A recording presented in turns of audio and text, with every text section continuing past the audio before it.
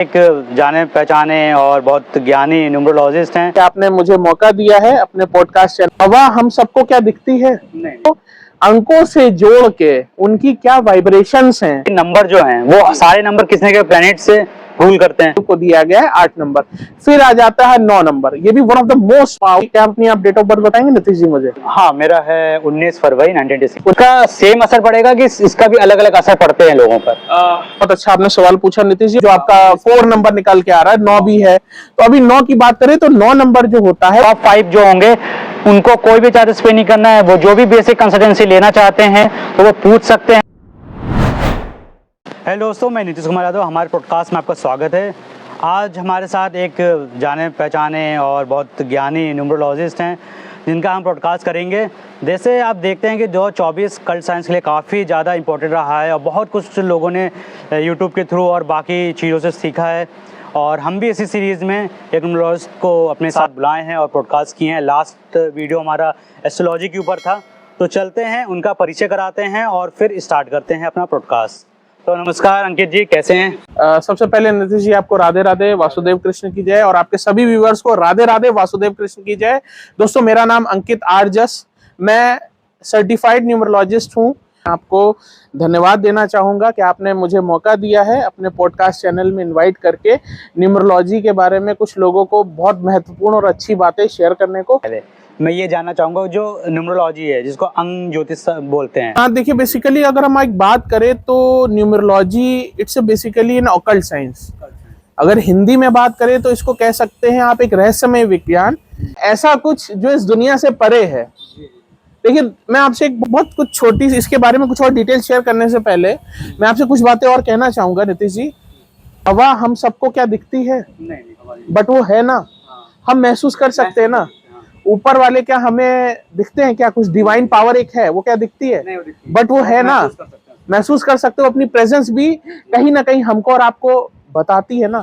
तो इसी तरह से ऑकल्ट साइंस भी एक तरह से एक वो विज्ञान है जो उन चीजों को कवर करता है, हमारे लाइफ को, हमारे कुछ एक्सपेक्ट्स को, जिसको हम स्टडी करके हम अपने अपने जीवन को बेहतर बना सकते हैं।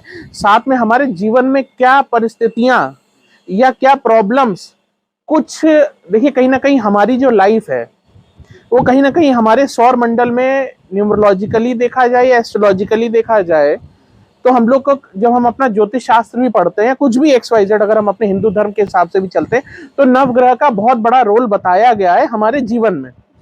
तो बात करते हैं न्यूमरोलॉजी की, तो न्यूमरोलॉजी का काम है उन नवग्रहों को अंकों से जोड़ के उनकी क्या वाइब्रेशंस हैं, उनका हमारे और आपके और इस पूरे विश्व भर की जो आबादी है उनके जीवन में उसका क्या रोल है, क्या इम्पैक्ट है, और कैसे उन अंकों की संख्या से वो जो प्लैनेट्स हैं आपकी लाइफ में असर डालते हैं, ये हम न्यूमरोलॉजी के थ्रू स्टडी करते हैं। अच्छा, तो ये नंबर जो हैं वो सारे नंबर किसने के प्लेनेट से रूल करते हैं? जी बिल्कुल, बहुत अच्छा आपने एक जवाब भी दिया और सवाल भी पूछा है मुझसे कि जी हाँ, जितने हमारे जो प्लैनेट होते हैं सबको कुछ ना कुछ न्यूमरोलॉजी के तहत कुछ अंक दिए गए हैं।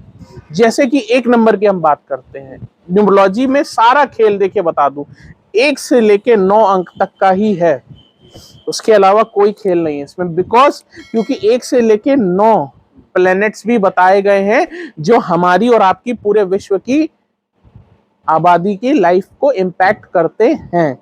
तो अब हम आ जाते हैं कि 1 नंबर की बात करें अगर, तो 1 नंबर जो होता है वो हमारे किंग को दिया गया है, जो सौर मंडल के किंग यानी राजा, हमारे सूर्यदेव, सूर्य भगवान को 1 नंबर दिया गया है। ठीक है, उसके बाद आ जाते हैं 2 नंबर। 2 नंबर हमारा दिया गया है वो चंद्रमा के लिए दिया गया है। ठीक है, फिर 3 नंबर जो दिया गया है हमारा देवगुरु बृहस्पति, जिनको हम न्यूमरोलॉजी में एज ए प्राइम मिनिस्टर भी बताते हैं। सूर्य को हम किंग के रूप में जानते हैं न्यूमरोलॉजी में, मून को हम एज अ क्वीन की तरह डिनोट करते हैं, और 3 को हम एज अ जुपिटर जो होता है गुरु के रूप में, गुरु और प्राइम मिनिस्टर के रूप में हम उनको स्टडी करते हैं। फिर 4 नंबर दिया गया हमारे रेबेलियस राहु का, जो छाया ग्रह है, जो दिखता नहीं है लेकिन जिसका बहुत बड़ा रोल रहता है हर मनुष्य के जीवन में।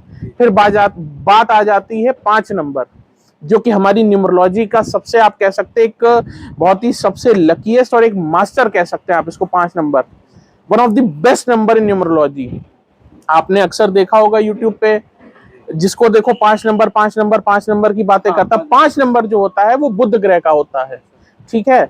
ये बुध ग्रह की जो वाइब्रेशन है वो 5 नंबर से हम जज करते हैं, ठीक है। उसके बाद आता है 6 नंबर। 6 नंबर जो होता है वो हमारा दैत्य गुरु शुक्राचार्य यानी वीनस, शुक्र ग्रह का ये अंक माना गया है, दिया गया है एज पर न्यूमरोलॉजी। उसके बाद हम आ जाते हैं 7 नंबर। 7 नंबर होता है फिर से हमारा ही छाया ग्रह आ जाता, केतु। जैसा कि आपको पता, राहु केतु 2 छाया ग्रह थे, तो जो 7 नंबर होता है वो केतु को दर्शाता है, ठीक है। तो उसके बाद हम आ जाते हैं 8 नंबर।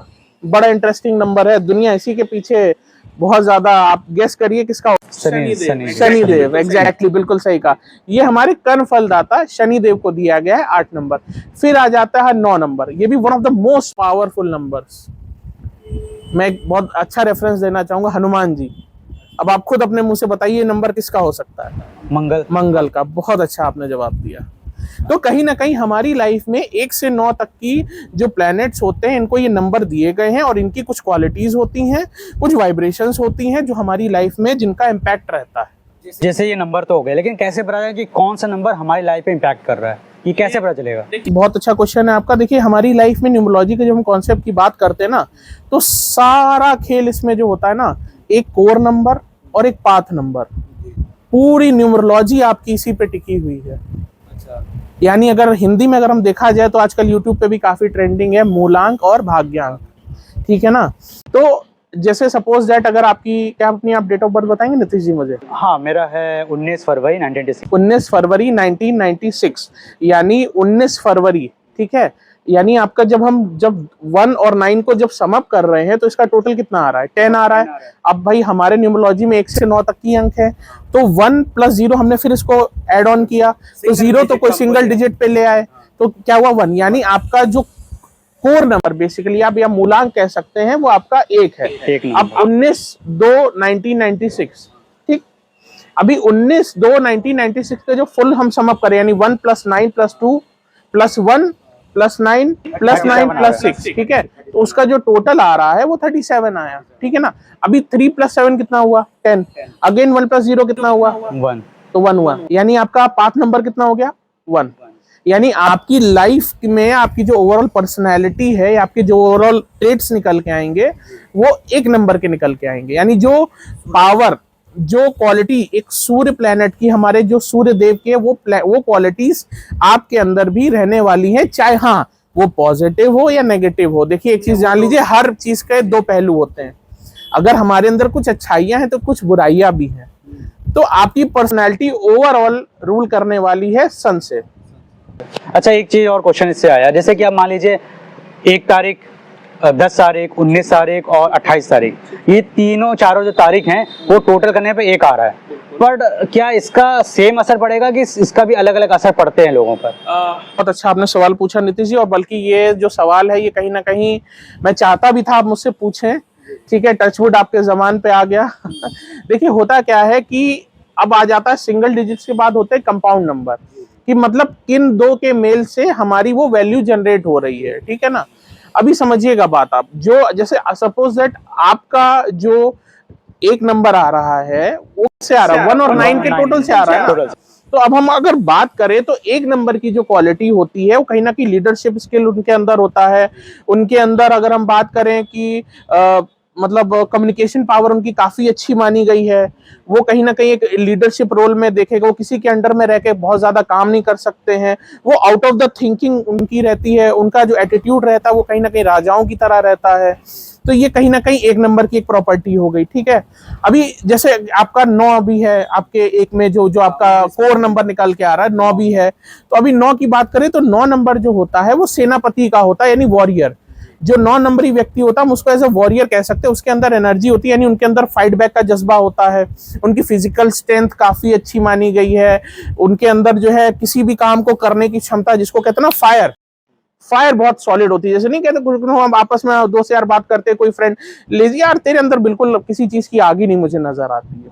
समझा होगा आपने कभी, आपस में हम लोग कह जाते हैं। वो आग जो है ना अंदर से, कहते हैं फिजिकली किसी काम करने की जो शक्ति होती है ना, एग्रेसिव के साथ जो काम करने की शक्ति, जो बल जिसको हम बोलते हैं ना, वो 9 नंबर कहीं ना कहीं हमारी लाइफ में उसका रोल रहता है, और वो सेनापति को दिया गया है न्यूमरोलॉजी। तो यानी आपके अंदर जो गुण है, आपके अंदर राजाओं के भी गुण है, यानी आपके अंदर कम्युनिकेशन अच्छा है, आपके अंदर लीडरशिप स्किल्स अच्छे हैं, और 9 नंबर यानी आप फिजिकली भी काफी एक्टिव हैं, और आपके अंदर एक वॉरियर वाला एटीट्यूड भी है जो एक 9 नंबर एक सेनापति के अंदर होना चाहिए। तो आपके अंदर वो क्वालिटी ट्रेट्स देखे जाएंगे। अभी जैसे किसी का 1 है, किसी की डेट ऑफ बर्थ 1 है, या 1 + 0 से 1 आ रहा, तो उसके अंदर सिर्फ और सिर्फ हम देखेंगे कि जो पर्सनैलिटी ट्रेट्स निकल के आ रहे हैं वो सिर्फ और सिर्फ किसके, जो मूलांक 1 यानी कोर नंबर 1 के है, वो सिर्फ और सिर्फ सूर्य के निकल के आएंगे। अभी जैसे आपने बोला एक 28 नंबर से भी तो अपना आता है, तो वो वहां देखिए 2 नंबर किसका बोला गया है, चंद्रमा का, 8 नंबर किसका बोला गया है, शनि का। तो यानी उसका जो 1 नंबर डेवलप हो रहा है वो कहीं ना कहीं चंद्रमा और शनि के मिलन से हो रहा है। तो उनके अंदर जो प्रॉपर्टी देखी जाएंगी वो कहीं ना कहीं 19 नंबर वाले से कुछ अलग होंगी, जो प्योरेस्ट फॉर्म ऑफ 1 आ रहा उससे भी कुछ अलग होंगी। वो थोड़े से सेंसिटिव भी होंगे, बट वो थोड़े से अपने काम के प्रति बहुत लगाव रखने, वो जजमेंट मतलब कहते हैं ना, उनको न्यायप्रिय होंगे, उनको जो है अपने काम में हर चीज बिल्कुल एकदम सटीक चाहिए, और वो कहीं ना कहीं अपने काम के प्रति बहुत सीरियस होंगे। तो ये क्वालिटी उनके अंदर देखी जाती है, यानी सेंसिटिव भी होंगे थोड़े से, और थोड़े से काम के प्रति भी सीरियस होंगे, और काफी कहते हैं ना कि न्यायप्रिय होंगे। अच्छा, एक चीज और है कि जो हम डेट ऑफ बर्थ होती है हमारी, आपने बता दिया कोर और पाथ नंबर, ठीक है। अब कोर और पाथ नंबर ही हमारे पूरे लाइफ पर इम्पैक्ट करता है, नो डाउट इम्पैक्ट करता है। अब मान लीजिए उसके ही हिसाब से हमको अपना नाम भी रखना चाहिए, कि उसके ही हिसाब से अगर हमारा नाम उसके हिसाब से नहीं है, या फिर उसके मेल नहीं खा रहा है, कंपैटिबिलिटी नहीं हो रही है, तो उसका भी हमारे ऊपर कुछ अलग इफेक्ट पड़ेगा। नितिश जी, बहुत अच्छा आपने सवाल पूछा है। और आजकल कहीं ना कहीं देखेंगे आप, जो अपने बॉलीवुड स्टार्स के जब भी आप नाम की स्पेलिंग्स वगैरह पढ़ते होंगे ना, चाहे आयुष्मान खुराना हो गए, चाहे राजकुमार राव हो गए, और काफी लोग हैं जिन्होंने अपने नाम की स्पेलिंग, नाम की स्पेलिंग जब आप स्टडी करते हो तो कहते हो यार ये कुछ मेरे को समझ में नहीं आ रहा। बट कहते हैं ना कि कुछ चीजें जो है ना, जब तक ज्ञान नहीं होता तब तक नहीं समझ में आती है। देखिए कहीं ना कहीं हम आज का देखा जाए तो अगर हम लोग कलयुग के दौर में जी रहे हैं, कलयुग में कहीं ना कहीं एक बात कही गई ना कि कलयुग नाम अधारा, मतलब कि नाम की महत्वता सबसे ज्यादा है। राम नहीं है आज, लेकिन राम के नाम की महत्वता है। वासुदेव कृष्ण आज हमारे बीच में नहीं है, लेकिन आज उनके नाम की महत्वता है। तो कहीं ना कहीं हम चले जाएंगे लेकिन हमारा नाम रह जाएगा। तो इसी तरह से न्यूमरोलॉजी में नाम का बहुत बड़ा रोल रहता है हमारी, आपकी, या किसी भी की भी लाइफ की, कहते हैं ना, सक्सेसफुल या नॉन सक्सेसफुल को डिसाइड करने में बहुत बड़ा रोल रहता है। आप इसको एज एक्स फैक्टर की तरह इंक्लूड कर सकते हैं जी। फॉर एन एग्जाम्पल मैं आपको जैसे एक चीज एग्जाम्पल बताता हूँ, यहाँ थोड़ा सा हम डीप जाएंगे, कुछ टॉपिक से हटके हो जाएगा, बट मैं फिर भी आपको और आपके दर्शकों को बताना चाहूंगा। सपोज दैट मैंने आपके नाम का टोटल किया, ठीक है ना, मैंने आपके नाम का टोटल किया, आपके नाम ये XYZ कोई पर्सन है, मैंने उसके नाम का टोटल किया सपोज दैट, ठीक है ना, उसका नेम का टोटल आ रहा है 8 पे। उसका भी एक सिस्टम होता है, फॉर्मेट होता है, बट उसके लिए हमें आपके साथ और पॉडकास्ट करने पड़ेंगे, क्योंकि आपको भी पता है कि हाँ डिटेल में बाबी, तो हम एक आपसे एक ओवरऑल इंट्रोडक्शन दे रहे हैं। तो सपोज दैट उसका जो कोर नंबर है, ठीक है, वो 1 है, ठीक, बट उसके नेम का टोटल जो है वो 8 पे आ रहा है, ठीक है। उसका एक फॉर्मेट होता है जैसा कि मैंने आपको बताया। तो अब मैं आपको एक चीज और बता दूं, हर कहते हैं ना हर एक नंबर के, देखिए एक आप समझिए, एक सौर मंडल जो हमारा एक घर की तरह आप उसको समझिए। अब कहते हैं ना कि कुछ लोगों में एक सोसाइटी में, जैसे सोसाइटी कह लो, घर कह लो, कुछ भी कह लो, कि कुछ लोगों में कुछ के साथ पटरी खाती, कुछ के साथ पटरी नहीं खाती है, इस तरह की सिचुएशन होती ना। तो यही चीज हमारे प्लैनेट्स के साथ होती है कि कुछ के साथ पटरी किसी प्लैनेट की खाती नहीं खाती। अब आप समझो, 1 होता है सूर्य का, 8 होता है हमारा शनि का, ठीक है ना। और ये हर शायद अपना व्यक्ति है जानता होगा कि सूर्य देव और शनि देव की कभी नहीं बनी है, ठीक है ना। तो सपोज दैट आपका अगर कोर नंबर 1 आ रहा है, ठीक, और आपने अपना नाम के टोटल को 8 पे करके रखा है, तो भाई साहब कहना नहीं चाहिए आपकी जिंदगी नरक होने वाली है। तो इसीलिए कहते हैं कि अपने नाम को भी आपको चीजों के साथ सिंक्रोनाइज करना बहुत जरूरी है, अपने मूलांक या कोर नंबर और भाग्यांक यानी पाथ नंबर के साथ। दोनों का ही रोल रहता है, सिर्फ एक का रोल भी नहीं रहता। ये भी आप नितिश जी ध्यान रखिएगा। जैसे कई लोग होते हैं सिर्फ अपना, जैसे मूलांक, आप वीडियो देखा, जल्दी देखा, आजकल लोगों की आदत होगी ना, थोड़ा बहुत ज्ञान यूट्यूब पे मिल गया, कहना नहीं चाहिए, उसको स्टडी किया, थोड़ा बहुत अपने से कंटेंट निकाला और उसको निकाल के अरे मेरा तो ये, अरे ये नहीं होना चाहिए, चलो ऐसे ऐसे करके कर, नहीं, उसका एक फॉर्मेट होता है। हमारे न्यूमरोलॉजिकल सिस्टम में हर अल्फाबेट को भी एक अंक दिया गया है, उसके हिसाब से चेंजेस हमें करने पड़ते हैं, प्लस उसके साथ हमें आपकी डेट ऑफ बर्थ के साथ भी कंपैटिबिलिटी को मैच कराना पड़ता है। नहीं तो अगर आपने गलत सिलेक्शन किए तो यही चीजें आपके लिए और नेगेटिव हो सकती हैं, जो कि आपकी सेहत तक को भी नुकसान दे सकती हैं। अच्छा, चलिए ठीक है, इस नेम वाले पर हम बहुत अच्छे से डिटेल में बात करेंगे। ठीक है, एक क्वेश्चन और है मेरा कि जैसे कि अब मान लीजिए किसी के ग्रिड है, जो लोसो ग्रिड वाली बात होती है इसमें, तो पहले तो मैं जानना चाहूंगा लोसो ग्रिड है क्या? ठीक है, लोसो ग्रिड बेसिकली जैसे हम लोग जन्म पत्रिका जो बनाते हैं 12 घरों वाली एस्ट्रोलॉजी में, आप इसको कह सकते हैं लोसो ग्रिड को एक तरह से न्यूमरोलॉजी की जन्म पत्रिका होती है, जो एक फॉर्मेट होता है जिसमें हम अंकों को स्थापित करके उनके रिलेशन से कुछ योग बनते हैं।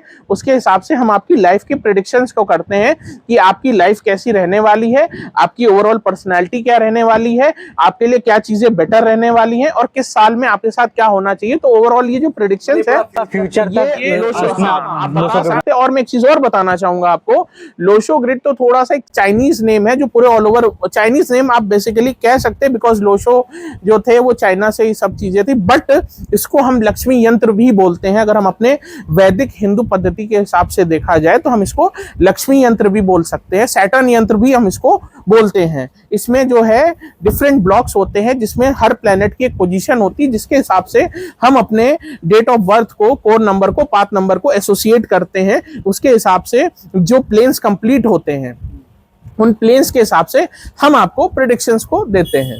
मान लीजिए हमने लोसो ग्रिड ट्राई किया, उसमें मान लीजिए हमारे डेट ऑफ बर्थ में कोई एक नंबर है मिसिंग है, हमको पता चला। अब उस मान लीजिए फॉर एग्जाम्पल 5 नंबर हमारा मिसिंग है, फॉर एग्जाम्पल ले रहा हूँ मैं। ठीक है, अगर हमको उसको एक्टिवेट करना है, मान लीजिए 5 नंबर है तो उसको एक्टिवेट करना है, तो हम क्या क्या कर सकते हैं? देखिए जी, पहले तो हमें क्या एक्टिवेट करना है क्या नहीं एक्टिवेट करना है उसको तो हमें खुद पहले तो आपकी ग्रिड को स्टडी करना। नहीं वो बात ठीक है, लेकिन जैसे मान लीजिए आपने स्टडी किया, स्टडी करने के बाद आपका रिजल्ट निकला 5, 5 का एक्टिवेट करना है। मैं बताता हूँ, पहले हम आपकी ग्रिड को स्टडी करते हैं अच्छे से। पहले हम देखते हैं आपका कोर नंबर, पाथ नंबर क्या है, ठीक है, और हम साथ में ये भी देखते हैं कि कोई नंबर आपका एंटी तो नहीं है। पहले इस कॉन्सेप्ट को भी सीखना बहुत जरूरी है, ठीक है ना। जैसे एक नंबर का एंटी नंबर आप कह सकते हो या एंटी ग्रह कह सकते हो, 8 होता है, ठीक है ना। आप जैसे अगर किसी का 3 नंबर है, ठीक है, तो 3 नंबर का जो एंटी ग्रह होता है 6 नंबर। अब 6 नंबर क्यों होता है? ठीक है, 6 नंबर इसलिए होता है क्योंकि वो होता है दैत्य गुरु शुक्राचार्य का। 3 नंबर है देवगुरु बृहस्पति जी का और 6 नंबर वो दैत्य गुरु शुक्राचार्य का। और आपको भी पता है कि कभी उन दोनों में कभी जिंदगी में नहीं बनी है, तो जिसको हम लोग हमारे पूर्वज नहीं कहते, कभी राह चलते हम लोग भी बात करते हैं, वो 36 का आंकड़ा वाली बात।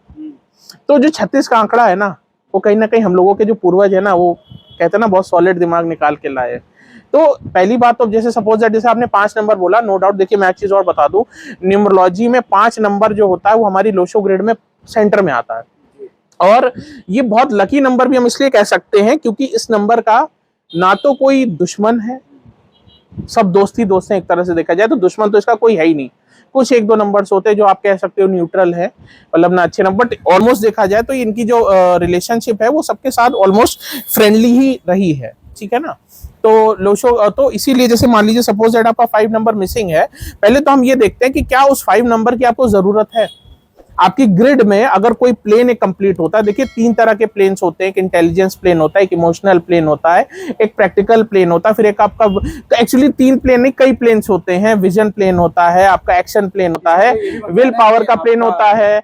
जी हाँ, इसमें भी वही तो मैं कह रहा हूँ, तो बहुत डिटेल की है, इसके लिए तो हमें एक अलग से पॉडकास्ट आपसे रिक्वेस्ट करूंगा, शूट कर लीजिएगा।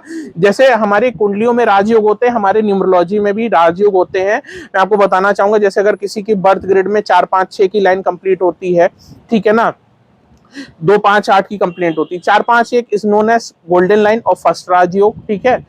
मतलब कहीं ना कहीं आप मेरे इस स्टेटमेंट को मार्क कर सकते हैं, जो 4, 5, 6 की लाइन होती है ना, तो वो कहीं ना कहीं आप समझिए कि सक्सेस तो आपको मिलेगी मिलेगी, ये तो बिल्कुल निर्धारित है, यूनिवर्स ने तय कर दिया है, ठीक है ना। और ऐसा कहा जाता है कि 4, 5, 6 वाले को सक्सेस ढूंढती है, वो सक्सेस को नहीं ढूंढता, बशर्ते वो अपने कर्म अच्छे रखे, जो भी कर रहा है उसको ईमानदारी से परमात्मा का नाम लेते हुए करता जाए, तो उसको उसका फुल बेनिफिट मिलना है लाइफ में, उसको बहुत सक्सेस मिलने वाली है। ठीक है, फिर सेकंड एक राजयोग जो बताया गया हमारी ग्रिड में, वो 2-5-8 का बताया गया। 2-5-8 या का जो योग होता है वो कहीं ना कहीं अर्थ एलिमेंट को भी डिनोट करता है। जो 2-5-8 का व्यक्ति होता है वो अपने खुद के पैसों से अपना खुद का घर भी बनाता है, उसको कहीं ना कहीं अपने जो एंसेस्टर्स होते हैं या अपने घर वालों, उनका फुल सपोर्ट भी रहता है। वो रियल एस्टेट में ऐसे लोग बहुत अच्छा करते हैं।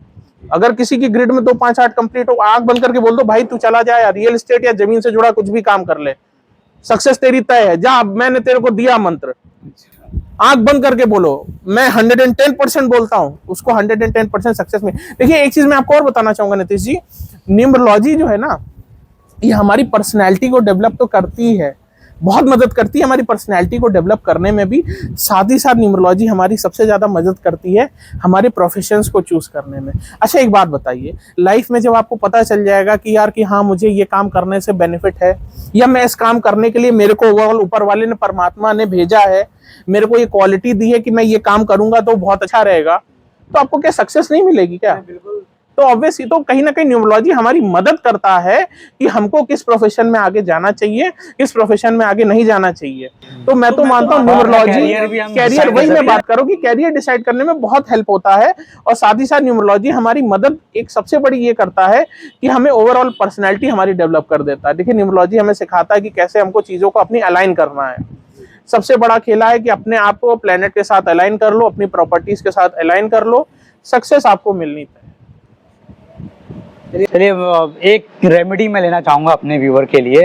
वो रेमेडी ये है कि मान लीजिए कैरियर में इंसान ग्रो करना चाह रहा है, पैसे रुपए भी, को कैरियर से पैसा आता है, ठीक है, कैरियर अच्छा होगा तो पैसा भी आएगा।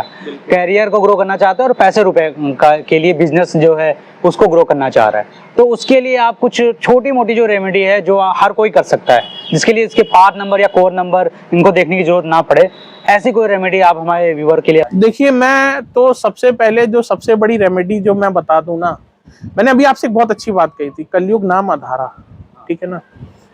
सबसे पहले तो आप उस परमात्मा का शुक्रिया अदा करना शुरू करते हैं, ठीक है, उनका नाम जप करना चालू करते हैं। One of the biggest remedy मैं बता रहा हूं, मैं खुद उसका एग्जाम्पल लूं। मैंने देखा है कि कैसे वो रास्ते दिखाता है, कैसे वो आपको ऐसे लोगों से मिलाता है, आपको सही राह दिखाता है कि नहीं बेटा तुम्हें इस राह चलना। देखिए एक तो चीज आप भी जान लो या कोई भी जो आपका व्यूअर जान ले कि भगवान नहीं आएंगे कि बेटा चल तेरा हाथ पकड़ के मैं तुझे तो ये काम करना है, ऐसा। वो कहीं ना कहीं आपकी लाइफ में ऐसे लोगों को भेजते हैं, ऐसे आप कह सकते हो सिचुएशन बनाते हैं, ऐसी परिस्थिति बनाते हैं कि आपको ऑटोमेटिकली चीजें आपके फेवर में आने लगती हैं। तो मेरे हिसाब से तो one of the biggest remedy, आप कुछ मत करिए, आप सिर्फ एक कोई भी भगवान जिसके आप डेटी हो, जिसको आप दिल से मानते हो, दिन में 108 बार मॉर्निंग में उठिए, ठीक, आप अपना हाथ पैर धोलिए, स्नान करिए, पूजा पाठ करने 108 बार किसी भी अपने भगवान का नाम जब चालू कर दीजिए। One of the biggest remedy मैं बताता हूँ, आप मनी छोड़ो, करियर छोड़ो, मैं कहता हूँ पूरी जिंदगी आपकी बदल देंगे वो।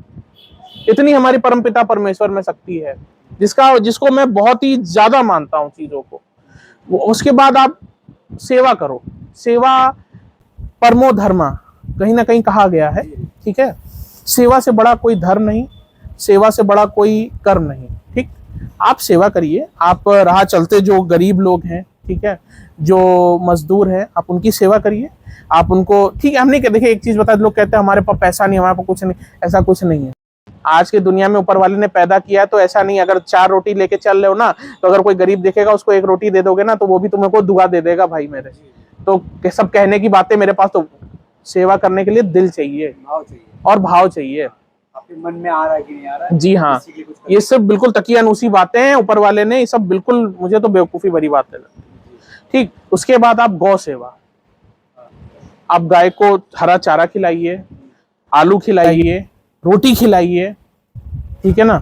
इससे आपके बहुत सारे कष्ट दूर होंगे। आप बिलीव नहीं करोगे, आप गौ सेवा चालू करो, आप देखो आपकी लाइफ में कैसे मनी, करियर, हेल्थ सब कुछ अच्छा होता जाएगा। अच्छा, ये आपने बताया, मुझे एक चीज याद आई गौ सेवा से, जिसे कहते हैं जिसका 4 नंबर वीक है या खराब है, तो 4 नंबर के लोग कहते हैं कि कुत्ते को खिलाना चाहिए। तो क्या काले कुत्ते को खिलाना चाहिए कि कोई भी कुत्ता होता है उसको हम खिला सकते हैं? कोई हमने बहुत सुना है कि काले कुत्ते को खिलाना चाहिए, ये मतलब थोड़ी सी मैं कहना नहीं चाहूंगा, ये थोड़ी सी कुछ चीजें कहते हैं ना कि ह्यूमन मेड जिसको बोलते हैं ना, कि वो काला कुत्ता, फलानी गाय, ढिमाका, वो मुझे तो ये सब चीज। अच्छा एक बात बताइए, कोई जीव है, एक आत्मा है, ठीक है ना। अगर कोई, हम कह रहे भूरे रंग का कुत्ता आएगा, भूखा होगा, आपके सामने देखेगा, तो क्या उसको अगर खिलाओगे तो क्या उसका बेनिफिट आपको नहीं मिलेगा? कहाँ लिखा है बताइए? कौन कहता है कि सिर्फ काले कुत्ते, कौन कहता है कि काले कुत्ते को खिलाने से ही जो है दुनिया बदलती है? ऐसे कई हैं लोग बोलते हैं, ये सिर्फ तकियानुसी बातें हैं। आप गाय को खिलाइए, आप कुत्तों को खिलाइए। लावारिस जो कुत्ते रोड पे चलते हैं, आप कुछ नहीं है, आपने 10 रुपए का पार्ले जी, 5 रुपए का पार्ले जी खरीदा, खिला दिया, उससे आपका राहु भी स्ट्रांग हो गया, केतु भी स्ट्रांग हो गया। और मैं एक चीज और बताना चाहूंगा, जिसके ग्रह दशा कभी कभी जिसको बोलते हैं ना खराब होती है, कुत्तों की जो इंट्यूशन पावर या सेंसिबिलिटी बहुत सॉलिड होती है। अगर राह चलते, कभी मैं आपको बहुत एक, आप खुद जो आपके व्यूअर्स एक्सपीरियंस कर सकते हैं, अगर वो राह चलते जा रहे, कुत्ते उनके ऊपर भौंकना चालू कर दे, समझ जाओ राहु केतु शनि आपके राकेश खराब हैं। कुछ तो कोई खराब है, राकेश, मैंने नाम राकेश दे दिया, सॉरी राकेश नाम वालों को, मतलब एक मैंने उसको रिजेंबल करने की कोशिश की है ना, तो मतलब राहु केतु शनि, तो मैंने शॉर्ट फॉर्म में राकेश बोल दिया, ठीक है ना। तो कहीं ना कहीं आप नहीं भौंकते तो उनका मतलब यानी उनकी चीजें सही चल रही, नॉर्मल है, कैसा। चलिए बहुत बहुत हमारे पॉडकास्ट में आने के लिए धन्यवाद। और नेक्स्ट हम वीडियो बनाएंगे, 2 टॉपिक आपने हमको बताया है, एक तो नेम करेक्शन पर, और दूसरा हमारा जो और भी डिस्कशन होगा लोसो ग्रिड में कौन सा मिसिंग होता है, नंबर कैसे इसको किया जाता है, इस पर हम डिटेल में वीडियो बनाएंगे। और हमारे व्यूवर्स को भी कहेंगे, अगर आपको ये वीडियो अच्छी लगी है ना, इस चैनल को सब्सक्राइब करना है, कमेंट करना है, और साथ में अपने फेसबुक या इंस्टाग्राम या व्हाट्सएप पर ये हमारा वीडियो का URL पोस्ट करना है। ये अगर आप हमको स्क्रीनशॉट दे देते हैं, एक फॉर्म हम देंगे आपको डिस्क्रिप्शन में, उसमें आपको फिल कर देना है। टॉप 5 जो होंगे उनको कोई भी चार्जेस पे नहीं करना है। वो जो भी बेसिक कंसल्टेंसी लेना चाहते हैं, बेसिक चीज़ें अपनी पूछना चाहते हैं, जो भी कैरियर से रिलेटेड या किसी चीज़ से रिलेटेड अगर पूछना चाहते हैं तो वो पूछ सकते हैं। आपका कोई भी चार्जेस नहीं है, बट आपको ये काम जरूर करना होगा, आपको शेयर करना होगा, कमेंट करना होगा, लाइक करना होगा, साथ में इसके स्क्रीनशॉट को हमको शेयर करना होगा। Thank you so much. Next video में फिर से मुलाकात होगी नए टॉपिक के साथ। और अगर आपका व्यू अच्छा रहा, इस पर कमेंट अच्छे आए, तो मैं अंकित जी को फिर से बुलाऊंगा हमारे पॉडकास्ट में और डिटेल में इसके डिस्कशन किया जाएगा। Thank you so much.